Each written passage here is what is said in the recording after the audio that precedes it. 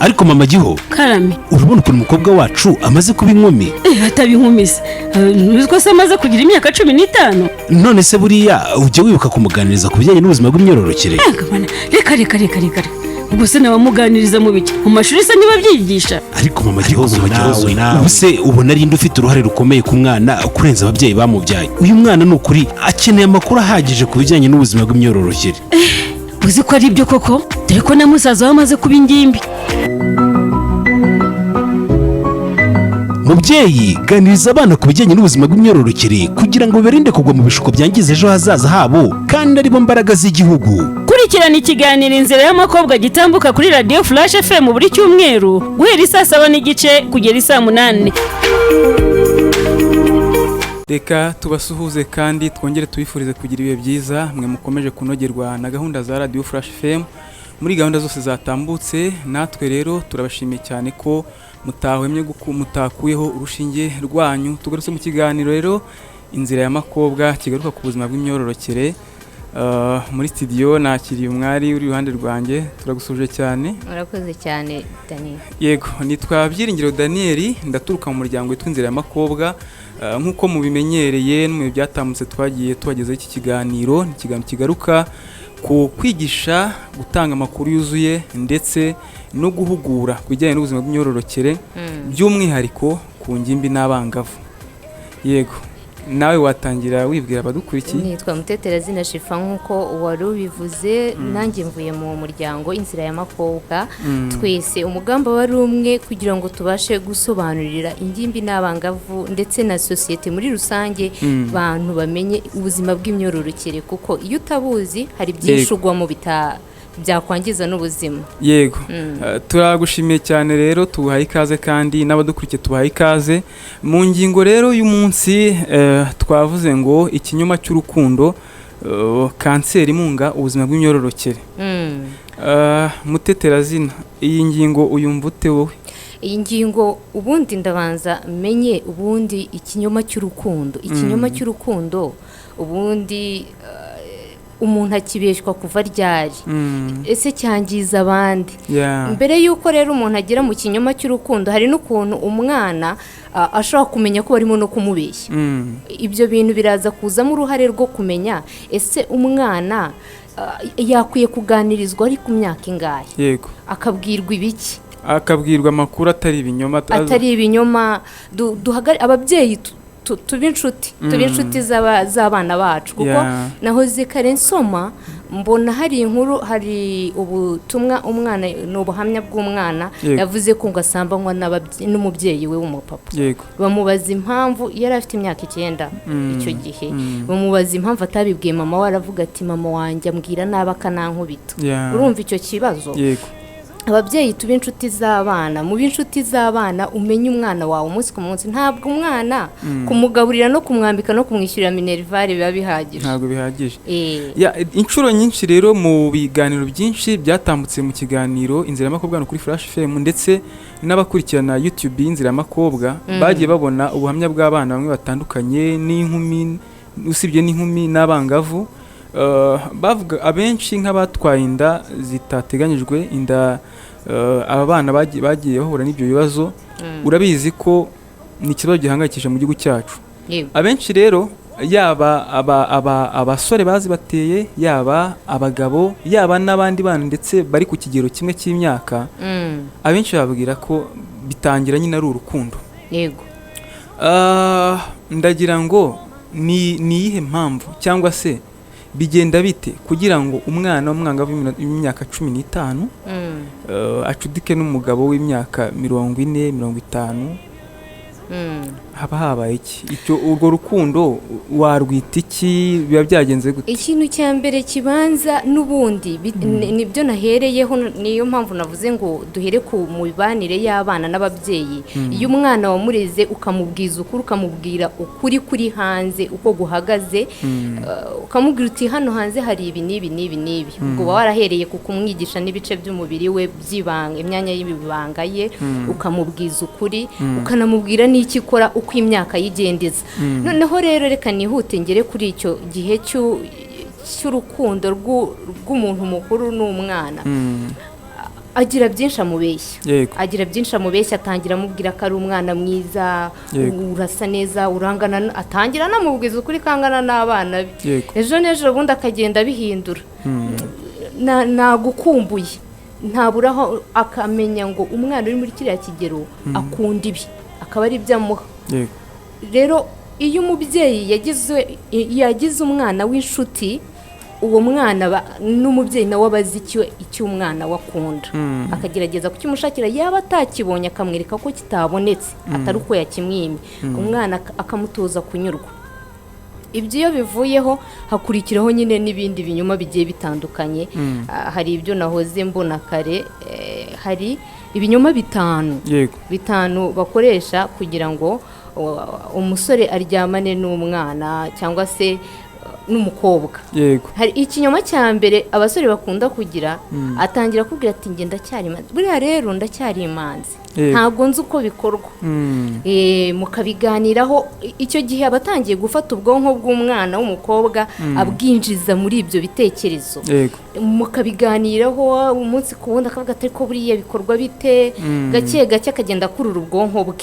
Hanyuma ikindi kinyoma, aravuga ati sinigeze niyumva nk'uko meze ubu ngubu, kuva nahura nawe hari byinshi byahindutse. Umwana rero w'umukobwa akumva noneho byakubitana n'imyaka afite yo kwiyumva, akumva koko y'ubugimbi cyangwa ubwangavu, akumva ararenze. Ubwo ngubwo nituvuga imyaka y'ubugimbi n'ubwangavu, ibi binyoma ni nako bikorwa no ku bana b'abasore bashukwa n'abamama bakuru cyangwa se abakobwa bakuru. Sinigeze niyumva gutya. Ni ukuvuga ngo ibyo bintu ndimo kuvuga bikorwa ku mpande zombi. Hanyuma rero ikindi kinyuma akavuga ati sinshaka gukorana nawe imibonano mpuzabitsina tutari abana, ndagukunda yego, ariko nyine agerageza kwigira nk'aho ari umujyanama wawe, yazamara kugushyira mu murongo wa nyawo yumva ashaka, noneho nanone aba afite ukundi kuntu abigenza, akagushyira mu mwanya we. Yego. Ukiri aho ugikomeza, reka tuvuge ngo ese turaza kuvuga uruhare rw'ababyeyi n'uruhe. Hanyuma usibye n'ingimbi n'abangavu n'abakobwa bakuru bageze no mu gihe cyo gushaka, bahura n'ibyo bibazo. Wenda iyi ni ingingo ndende umuntu yazavugaho, nabwo turaza tubigarukaho. Reka tubwire abateze amatwi Flash FM mu iki kiganiro cy'ubuzima bw'imyororokere mugezwe n'inzira y'amakobwa, abashobora kutwandikira ubutumwa bugufi tujya tubwakira nubwo bari bwinshi cyane, ariko baraca kuri 0784 16 58 47. Turasubiramo 0784 16 58 47. Wigize uhura n'ikinyoma cy'urukundo, umugabo cyangwa umusore akubeshya, cyangwa se uri umubyeyi umwana wawe yaje kukuganiriza kubera ko ibyo bintu yabiguyemo, cyangwa se nawe uri umwana, uri umunyeshuri umugize amahirwe ukumva iki kiganiro, twandikira ubutumwa udusangiza uko byakugendekeye. Inshuro nyinshi abakobwa benshi bajya mu rukundo n'abasore. Reka wenda tuve ku ngimi n'abangavu. Abakobwa benshi banaje n'igihe cyo gushaka, ajya mu rukundo n'umusore, akamubwira ko amukunda kandi kuko afite na gahunda yo kuzabana, akanamwereka n'ibimenyetso koko bimugaragariza ko amukunda.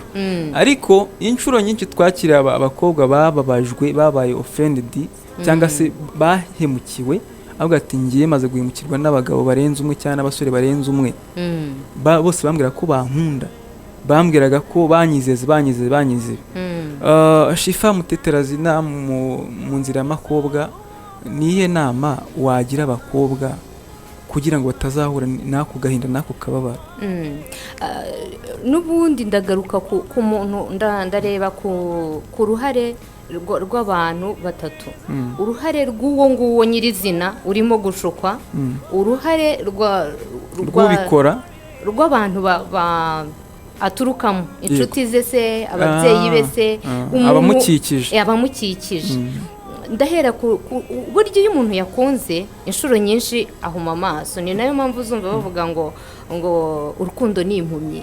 Ntabwo iyo umuntu yakunze aba akirura, ngo arebe niba uyu muntu amubeshye, ariko biba byiza iyo ufite umujyanama kandi muzima. Ni nayo mpamvu ndi bugaruke cyane ku bantu tuba tubana nabo. Niba umwana atanafite n'umubyeyi ariko afite umurera, wowe umurera, wowe gerageza ukurure amarangamutima ye, umubere inshuti, ikintu cyose agufungukire, akubwira ati ndimo ndakundana n'uyu. Ikibazo kiba mu bantu barera abana b'abakobwa cyangwa se n'abasore, babaho bababuza biriya bintu ni bibi, ntugakundane bazagutera inda. Noneho wanagera no muri ya situwasiyo bagushukamo, nawe amarangamutima yawe amaze kugenda bitewe na ya myaka urimo, ukabihisha, sibyo? Ukavuga uti ndumva nanjye ndimo kumukunda, ukabihisha. Ariko iyo rwa rukundo rugusanze na ya marangamutima na ya myaka ufite, bigasanga hari umuntu wamaze kugukurura ubwira ibintu byaba ari ibipfu, byaba ari ibicumuro, byaba ari ibiki, ukabimubwira ntagukura umutima, akakubwira ati ariko haracyari igaruriro. Nubwo ugeze kuri etape haracyari igaruriro. Nubwo uri mu rukundo n'uyu muntu, hari igihe wenda yakubeshya gutya na gutya na gutya, n'igihe yakubwiza ukuri, witangira umukura umutima. Ubwo urwo ni uruhare rw'abantu begereye abo bakobwa cyangwa se abo bahungu. Hanyuma uruhare rw'abakobwa nyirizina, nawe wigenda wese, kuko uwo muntu ntimwavukanye, uwo muntu ntimwaturanye, umuntu nta nubwo yagukunda kuruta abantu b'iwanyu.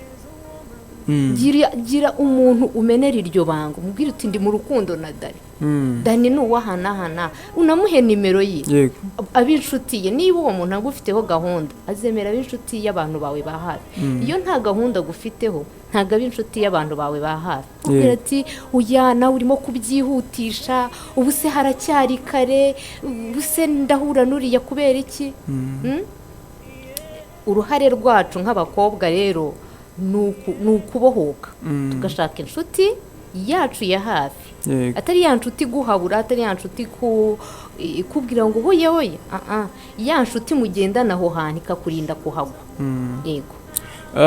Abantu benshi twaganiriye mbere yuko dufata ino ngingo batubwiye ko siritu nk'abakobwa nakubwiraga bafite gahunda yo kubaka. Rwose urukundo si ikintu kibi, ni ikintu cyiza, kandi ni naho bizihera, kuko niho umuryango uzaturuka na bwa buzima bw'imyororokere twavugaga.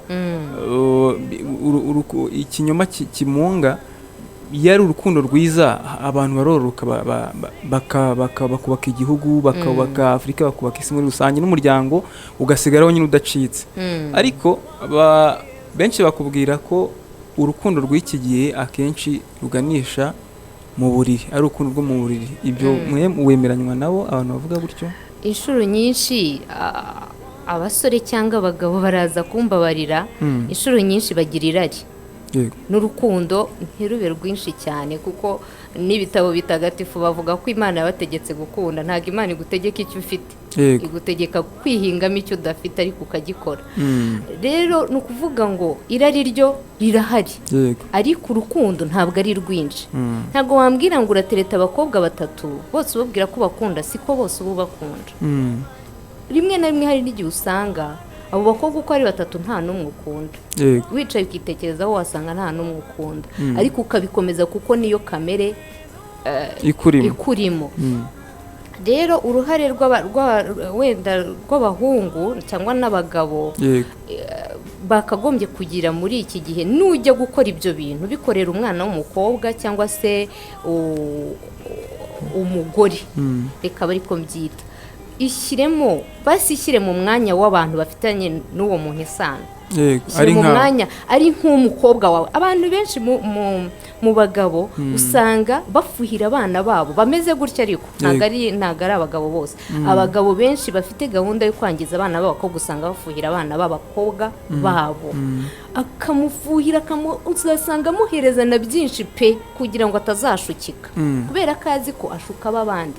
Ishyiremo ako gahinda umunsi wabonye uwawe bamwangije, bityo ubashe kureka umwana w'abandi, kuko nawe afite se kandi nawe yababara. Cyangwa se mushiki wawe, Dani ukunda mushiki wawe, ntiwabona bamuteye inda bakamubwira ati uzabarize n'ahandi, sibyo? Umuhungu wese akunda mushiki we, niyo twicaye tukaganira nawe barakubwira ati bariya abahungu baragushuka nta muhungu wagukunda. Reka tugaruke mu kanya tugana no ku musozo. Abadukurikiye batwohereza ubutumwa kuri 0784 igisubizo cy'ubwiza bwo mu kanwa. Ni 8 z'amanywa uri kuri Flash. Yego, murakoze turagarutse. Rero inshuro nyinshi abana b'abakobwa n'abakibaza nimba bimeze gutya, muraganira ukamuha experience, ukabona ubuhamya bwandi byabayeho. Wenda umugabo yampaye amafaranga ntafite uburyo ku ishuri, yanguriye imyenda ntafite byo kwambara, yamfashije mu rugo niwacu warwaye, aramfasha, ariko anyizeza ko ari urukundo rusanzwe, bikaza kurangira wenda aramuteye nk'inda cyangwa yaranamwangije mu bundi buryo. wari usoje utanga inama ku bagabo cyangwa se abakobwa bameze gutyo, abasore bameze gutyo. Hanyuma umwana byabayeho cyangwa se udukurikiye bitarabaho, uwo bitarabaho afata izihe ngamba, uwo byabayeho yitware gute? Ni ukuvuga ngo ubundi ikintu gituma umwana aba umwana cyangwa yitwa iryo zina ni uko aba adafite gutekereza guhamye. Uko biri kose n'ubundi uruhare rw'abamukikije rurazamo, uruhare rw'abamurera, uruhare rw'abantu bamuri hafi.